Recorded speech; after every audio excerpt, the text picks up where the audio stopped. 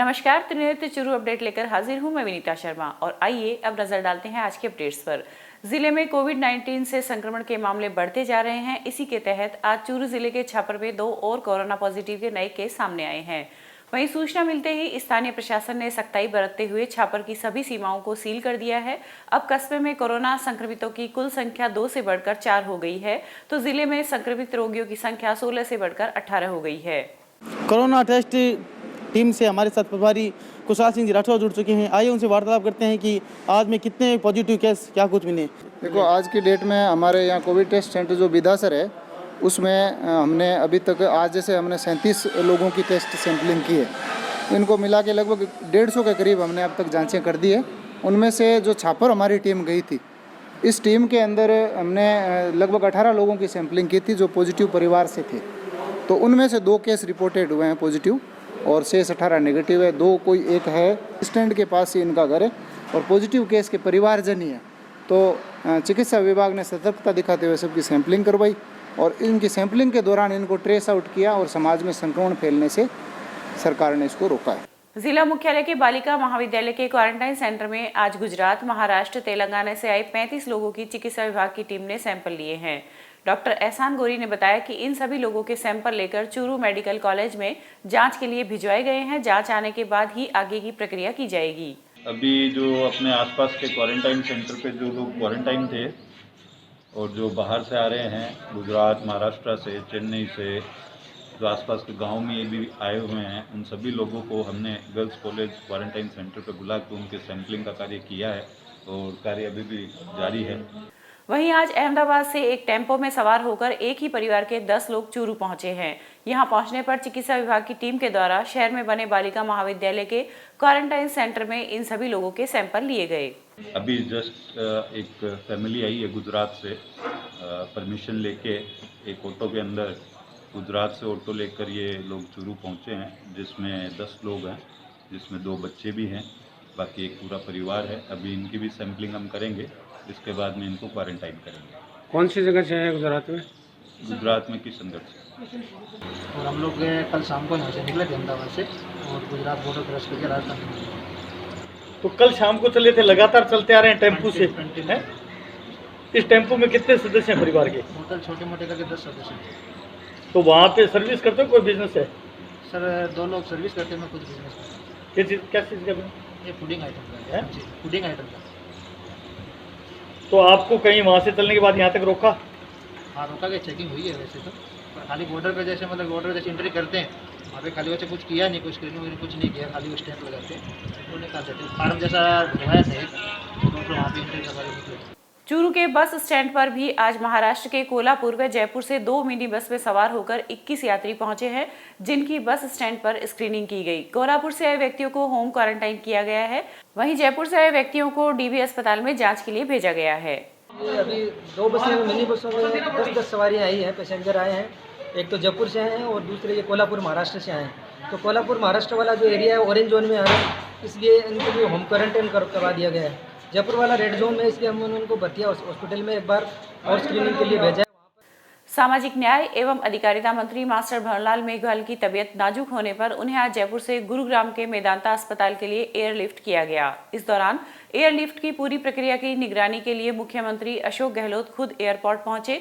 सुबह 7:40 पर एसएमएस अस्पताल से मंत्री भंवरलाल मेघवाल को एम्बुलेंस से एयरपोर्ट स्टेट हैंगर पर लाया गया। इस दौरान एम्बुलेंस में उनकी बेटी बनारसी भी मौजूद रही।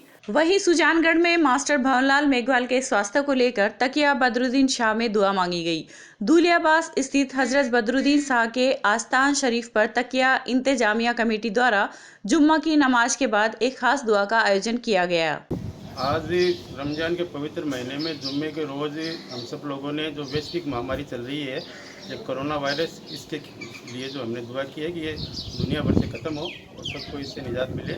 और हमारे जो आपदा प्रबंधन मंत्री है मास्टर भंवरलाल जी, उनकी सेहत के लिए भी हमने दुआ की है कि वो जल्दी सेहत याफ्ता हो और हम सब के बीच में आए। बखसूस हमने आज दुआ मास्टर जी के लिए हमने दुआ की है कि अल्लाह उनको सेहत को शिफा अता फरमाए। हम बदरुद्दीन शाह बाबा की दरगाह को वसीयत रहें और अल्लाह से दुआ करते हैं कि भाई अल्लाह उनको बदरुद्दीन शाह बाबा के वसीले तुफ़ैत उनको सेहत कामिला अता फरमाए और ये जो कोरोना महामारी चल रही है उसको भी इस वर्ड से अपना निजात अता फरमाए।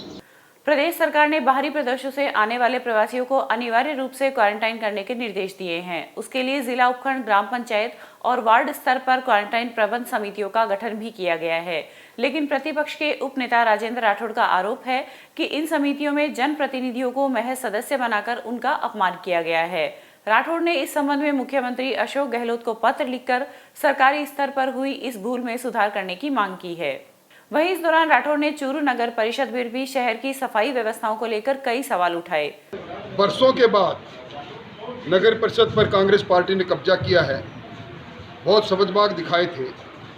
आज चूरू शहर का हर नुक्कड़ और मुख्य जगह गंदगी से अटे पड़े हैं। गंदगी के कारण से आम आदमी परेशान है और रोज़ नए बयान नगर परिषद के अध्यक्ष और नगर परिषद के अधिशासी अभियंता जारी करते हैं। मेरा उनसे आग्रह है कि अपने मूल काम की तरफ भी उन्हें अपना समय देना चाहिए। कश्मीर से लेकर कन्याकुमारी तक भारत एकजुट होकर कोरोना महामारी से लड़ रहा है। जहां पाकिस्तान विश्व पटल पर भारत पर यह आरोप लगाता है कि कश्मीरियों के साथ भारत के लोग भेदभाव करते हैं, तो उन पाकिस्तानियों को शायद यह तस्वीर देख लेनी चाहिए, क्योंकि सरदार शहर से भारत की एकजुटता को दर्शाने वाली तस्वीर सामने आई है, जो कि पाकिस्तान के मुंह पर तमाचा मारने का काम कर रही है। दरअसल चूरू के सरदार शहर में प्रतिवर्ष सर्दी के मौसम में कश्मीर से कुछ परिवार यहां रोजी रोटी कमाने के लिए आते हैं, लेकिन इस बार लॉकडाउन के चलते यहीं फंस गए। लेकिन स्थानीय लोगों ने इन कश्मीरियों को यह महसूस ही नहीं होने दिया कि यह कश्मीर में है या राजस्थान में। लॉकडाउन के दौरान स्थानीय लोगों ने न सिर्फ इनको खाना दिया, बल्कि रमजान के दौरान इनका पूरा ख्याल रखते हुए इन्हें फल फ्रूट दिए और हर प्रकार से इनकी व्यवस्था की। हम तो 2 महीना हो गए सर यहाँ। हम तो 30 साल से आता है इधर, लकड़ी फाड़ने आता है इधर तो। लेकिन यहाँ का लोग बहुत अच्छा है, बहुत बहुत शुक्रिया है यहाँ का लोगों का, बहुत अच्छा इसने हेल्प किया हमको। यहाँ कोई दिक्कत नहीं है, हमारी घर की तरह बैठा है आराम से। यहाँ का लोग बहुत अच्छा है और शगन जी का भी बहुत बहुत शुक्रिया, इसने भी हमारे लिए बहुत कुछ किया। यहाँ का लोग सब अच्छा है। आप कहाँ से हो वैसे? हम तो कश्मीर से हैं, हम कुलगाम डिस्ट्रिक्ट से है। हमारा तहसील है DH पोरा, गांव है बाड़ी जालन। और अब किसकी मदद से जा पा रहे हो आप? हम तो यहाँ शगन जी ने यहाँ हमारे बहुत कोशिश की है, गवर्नमेंट की वजह से बहुत अच्छा। कितने परिवार रहते हो आप यहाँ पे? हम तो यहाँ छोटे बड़े 11 रहता है, छोटे 2 बच्चे हैं और 11 बड़े हैं। हमें बहुत सारी मदद की है ये लोगों ने, बहुत इसका धन्यवाद। हमें 2 महीना हो गया हम यहाँ फंसे हैं, अब हमें यहाँ से गवर्नमेंट भेज रहे हैं अपने घर।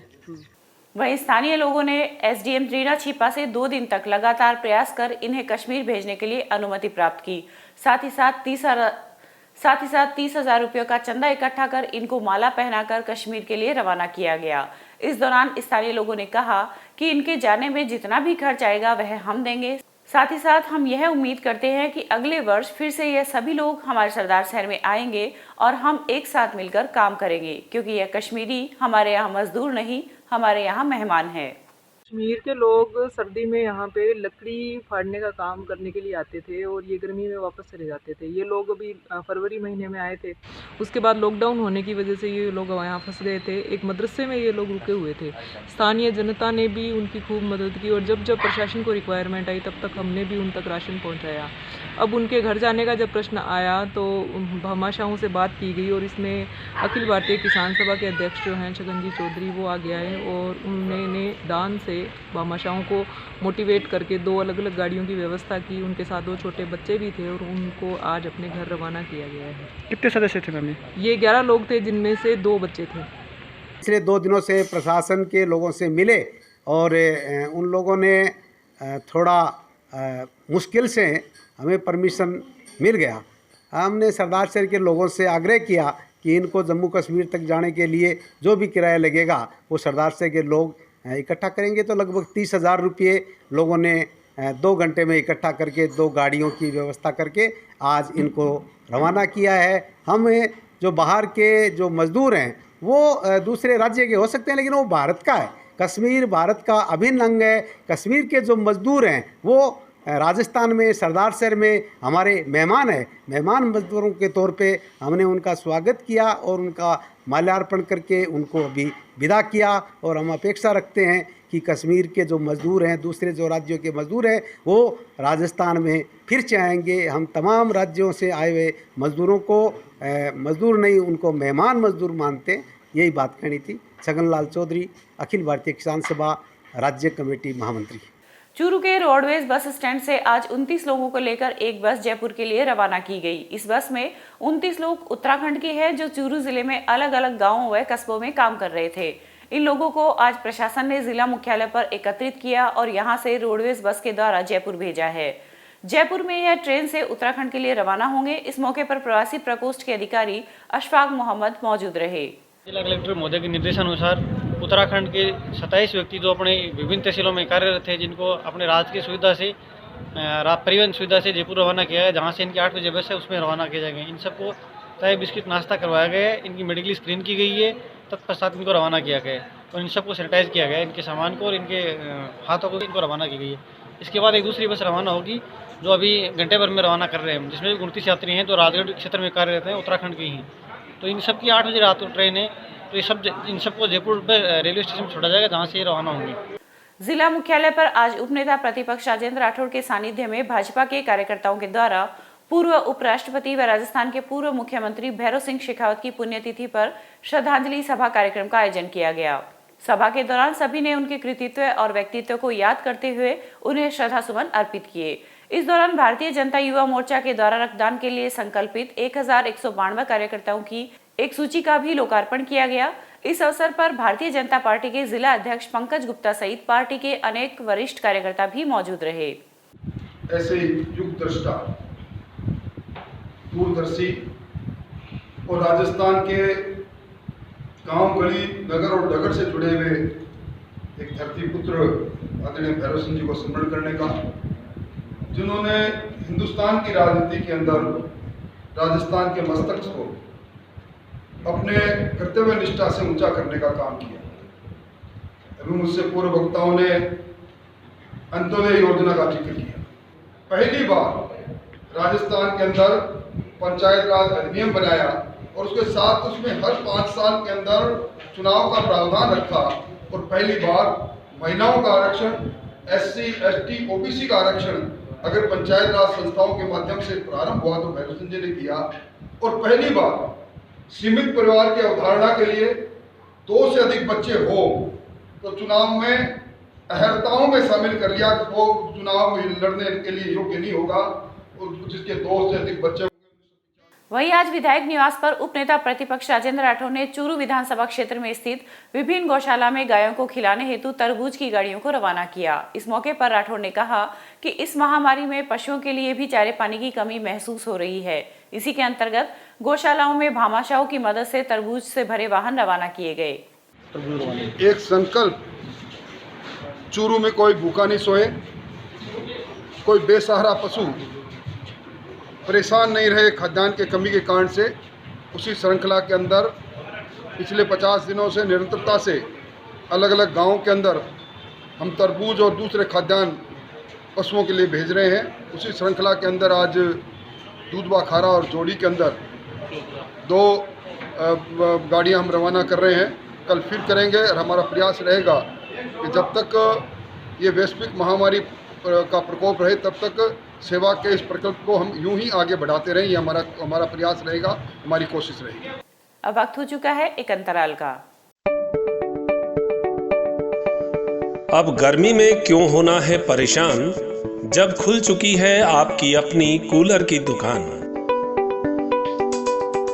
तो चले आइए हरी इलेक्ट्रॉनिक्स और ले जाइए अपना मनपसंद कूलर और पाइए गर्मी से राहत। हमारे पास कूलर की विशाल रेंज उपलब्ध है, वो भी वाजिब दामों में। तो देर किस बात की, चले आइए हरी इलेक्ट्रॉनिक्स। हमारी विशेषताएं: होम डिलीवरी के साथ साथ कूलर के सभी प्रकार के स्पेयर पार्ट्स, घास और हनीकॉम्ब उपलब्ध है। वहीं रिपेयरिंग हेतु होम डिलीवरी की सुविधा मुहैया करवाई जाती है। हमारा पता हरी इलेक्ट्रॉनिक्स, बैंक ऑफ बड़ौदा के सामने, पुरानी सड़क, चूरू। संपर्क करें भास्कर अग्रवाल। अंतराल के बाद फिर से स्वागत है।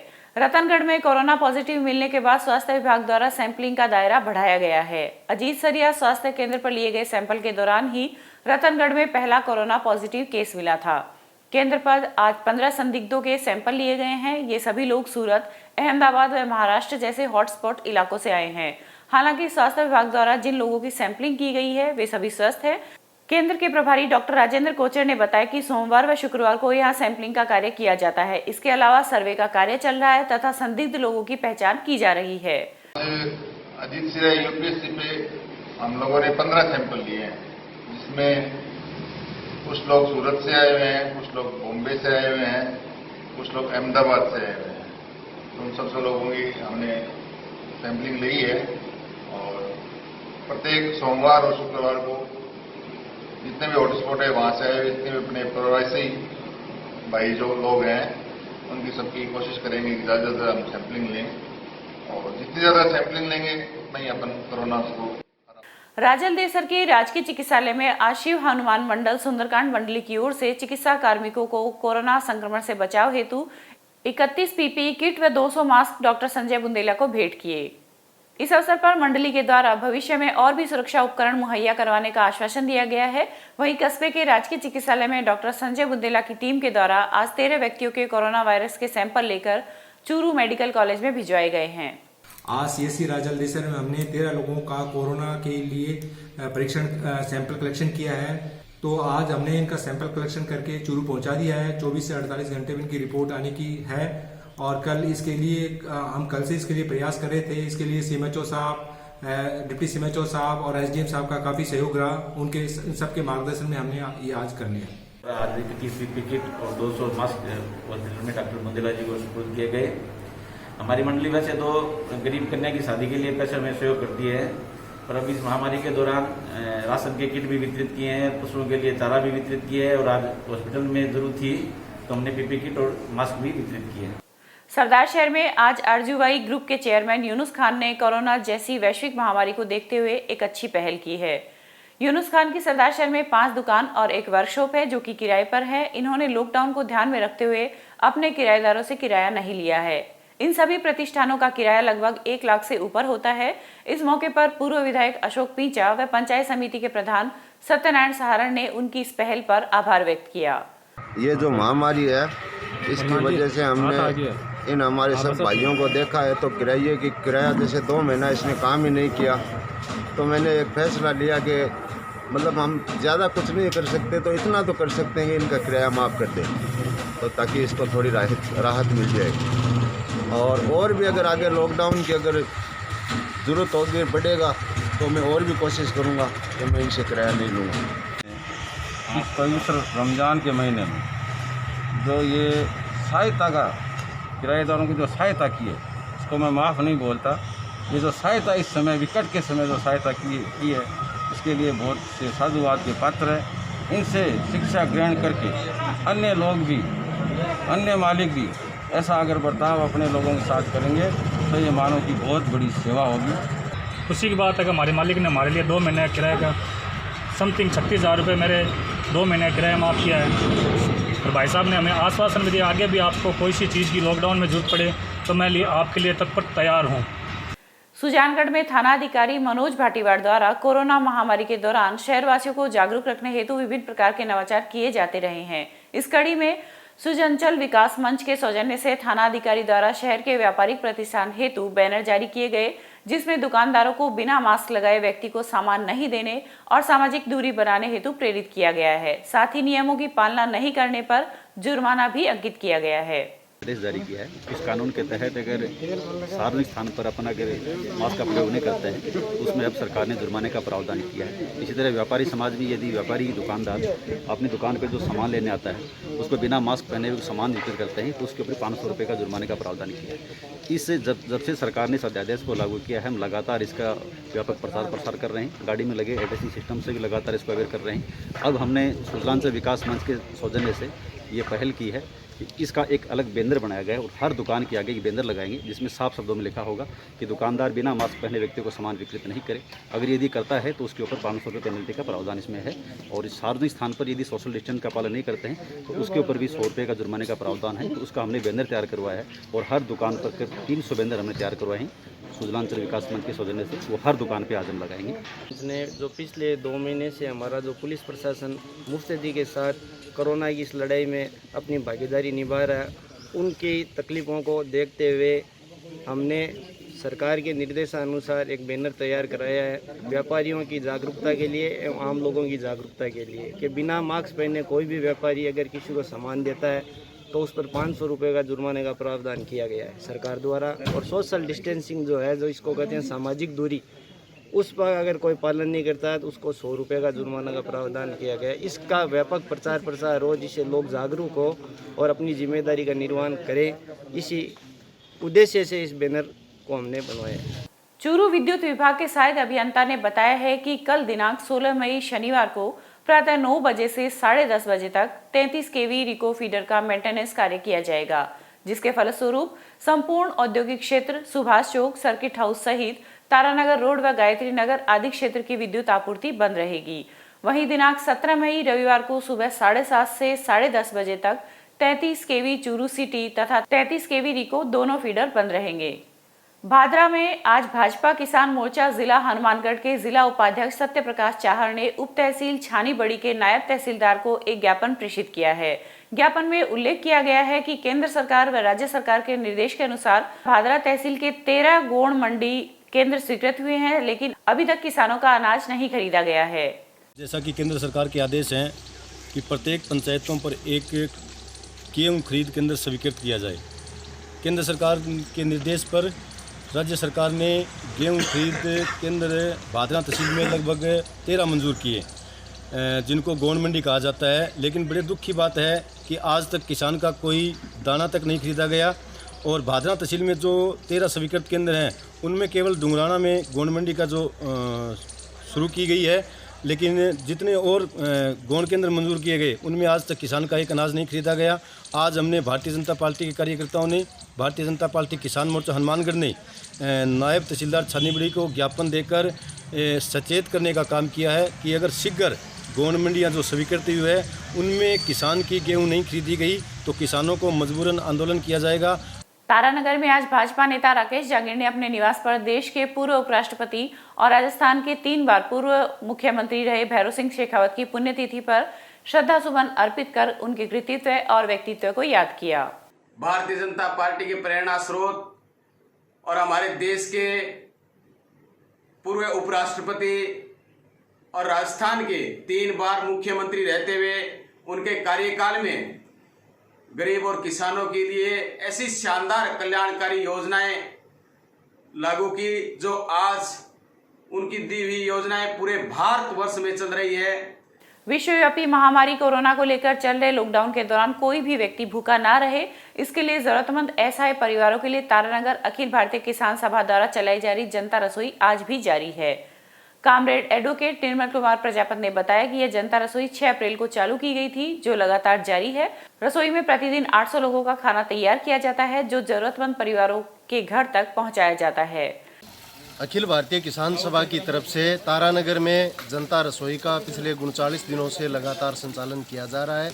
हमारे कार्यकर्ता आंधी, तूफान, बरसात में भी इन्होंने तय कर रखा है कि यहाँ पे 800 ज़रूरतमंद लोग जो परिवार सहित झुग्गी झोंपड़ियों में गरीब जो ज़रूरतमंद है उनको लक्ष्य के रूप में रोज़ पहुंचा रहे हैं। आज कॉमरेड राकेश नोखवाड़ और उनकी धर्मपत्नी संगीता देवी की शादी की सालगिरह है, जिसको लेकर उनकी तरफ से नमकीन चावल सभी ज़रूरतमंद लोगों को आज बनवा कर खिलाया जाएगा।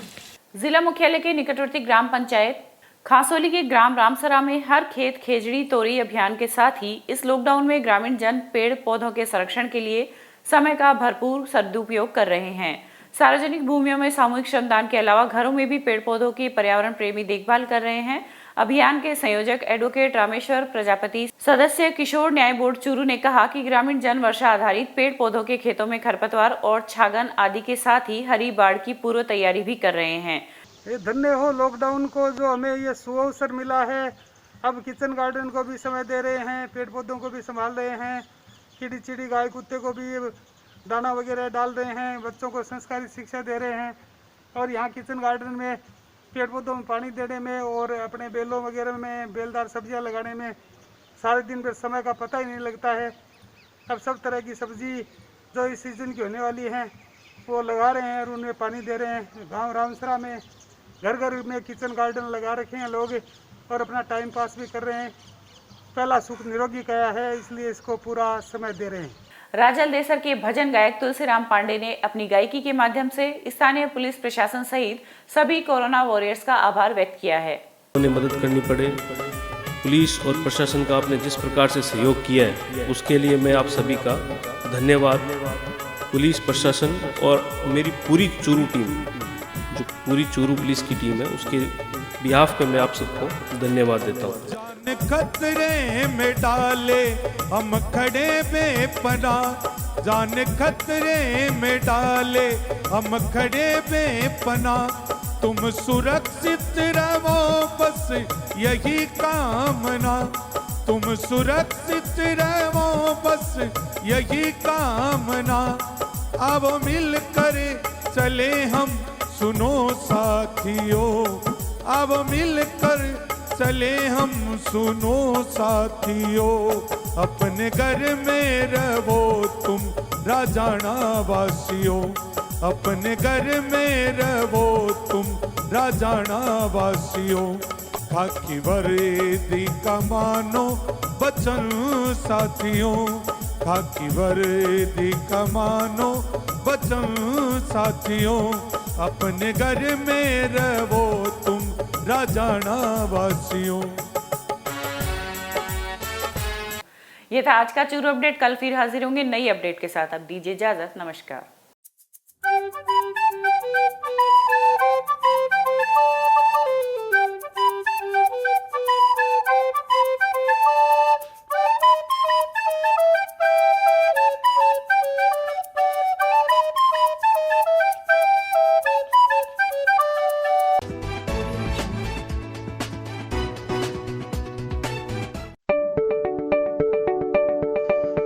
अब गर्मी में क्यों होना है परेशान, जब खुल चुकी है आपकी अपनी कूलर की दुकान। तो चले आइए हरी इलेक्ट्रॉनिक्स और ले जाइए अपना मनपसंद कूलर और पाइए गर्मी से राहत। हमारे पास कूलर की विशाल रेंज उपलब्ध है, वो भी वाजिब दामों में। तो देर किस बात की, चले आइए हरी इलेक्ट्रॉनिक्स। हमारी विशेषताएं: होम डिलीवरी के साथ साथ कूलर के सभी प्रकार के स्पेयर पार्ट्स, घास और हनीकॉम्ब उपलब्ध है। वहीं रिपेयरिंग हेतु होम डिलीवरी की सुविधा मुहैया करवाई जाती है। हमारा पता हरी इलेक्ट्रॉनिक्स, बैंक ऑफ बड़ौदा के सामने, पुरानी सड़क, चूरू। संपर्क करें भास्कर अग्रवाल।